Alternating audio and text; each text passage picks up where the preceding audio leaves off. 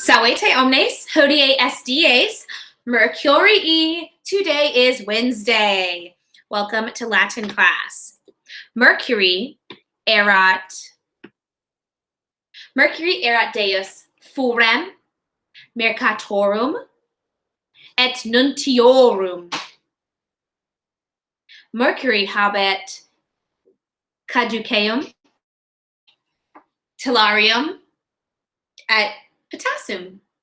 So Mercury is the Deus Furem, the god of thieves, Mercatorum, of merchants, Nuntiorum, messengers. He has a caduceus, caduceum. He has a traveler's hat called the potassus, and he has the winged sandals called the tellaria. I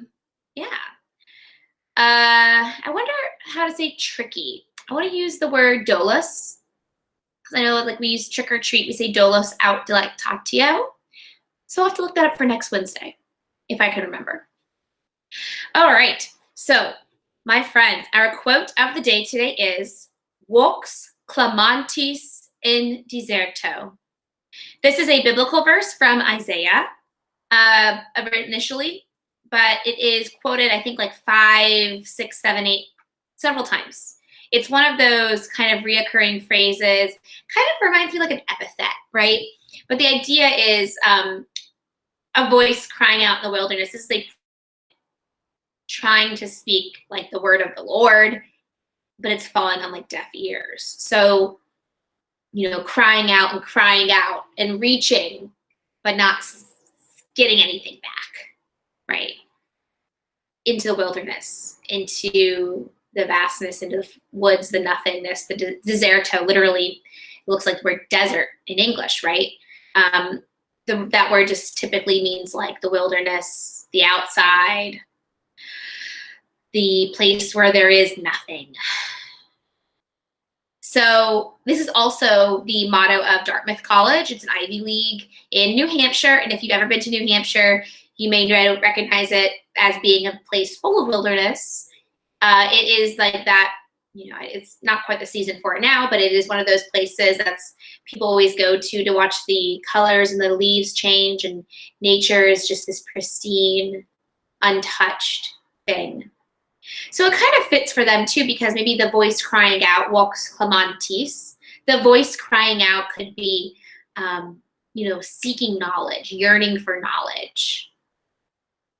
I picked it because we are kind of working in the story of Masada, and kind of wanted to like reconnect with a little bit with like Old Testament, New Testament type things.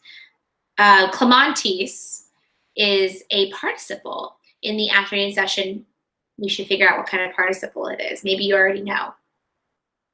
All right, so today we are reading the story Masada. It is a serious story. It's handed down to us through the historian Josephus, and there are some kind of, you know, I don't want to say inaccuracies, but there's some things that Josephus gives us that we don't really have any other literary evidence to support it or physical evidence. So you guys might have watched in that video yesterday, the extra 20-minute one, the option to watch. But we find that there isn't very much archaeological evidence for this disaster.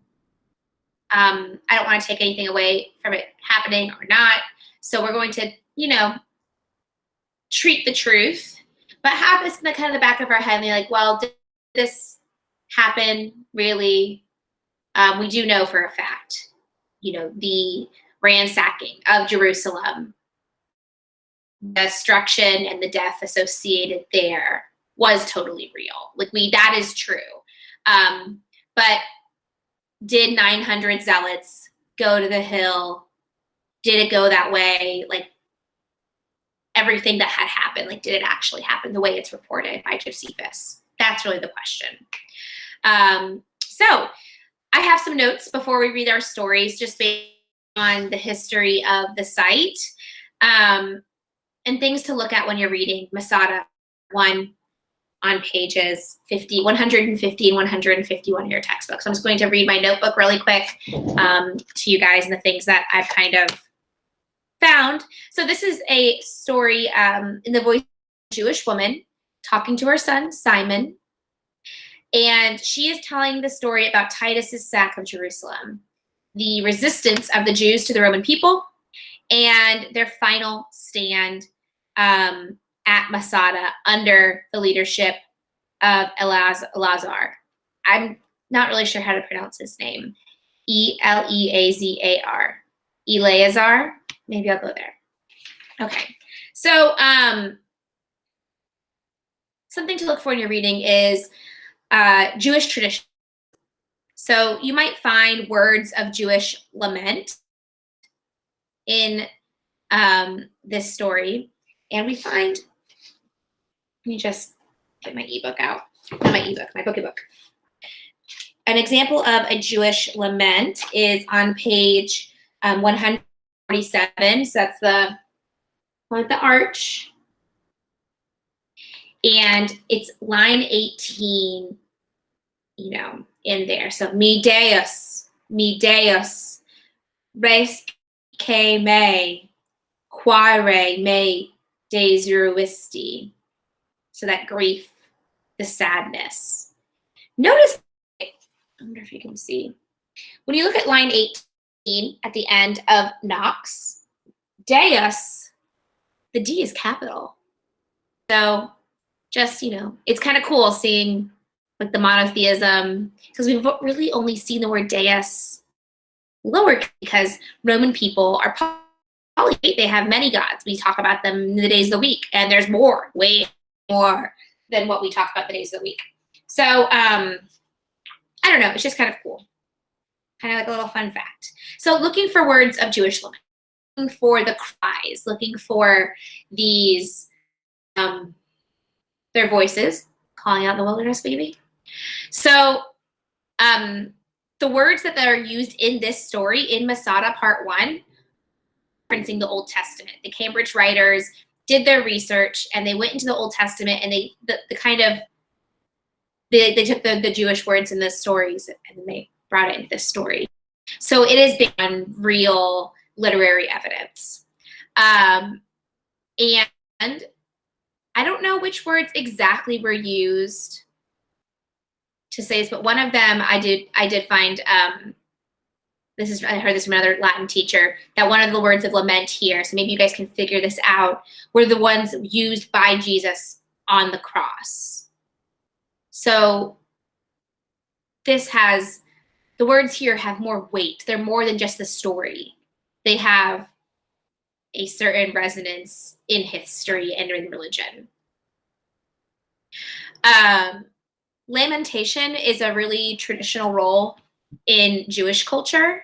And so we'll find like in operas and literature, the act of lamentation is a serious one and is very traditional. So moving more toward, through the sack of Jerusalem. So the temple in Jerusalem was, and it still is, a really central and important place in Jewish faith. After Titus sacked Jerusalem, all that was left was just the foundation of this platform. That the temple's gone. Just the foundation of the building still stood. And the foundation is now what we call the Wailing Wall. So if you ever get a chance to visit, that's what we're talking about here, is the Wailing Wall. And this is considered one of the most holiest places in the world to Jewish people. The dome on the rock is a mosque, currently a Muslim mosque, and it's built on top of the Wailing Wall, this platform, and is after Mecca and Medina, the holiest place for all Muslim people. So and of course, we learn about Jerusalem in church and in our Christian faith too. So it is one of the most holiest places in the world, the intersection of 3 different cultures. So this conjunction is one source of modern Jewish-Arab dispute. If you pay attention to current events, you find there's a lot of unrest regarding this very holy site. And what the Romans did at this site was highly sacrilegious and horrible. I think the speaker in the story, Masada I, really speaks to the horror of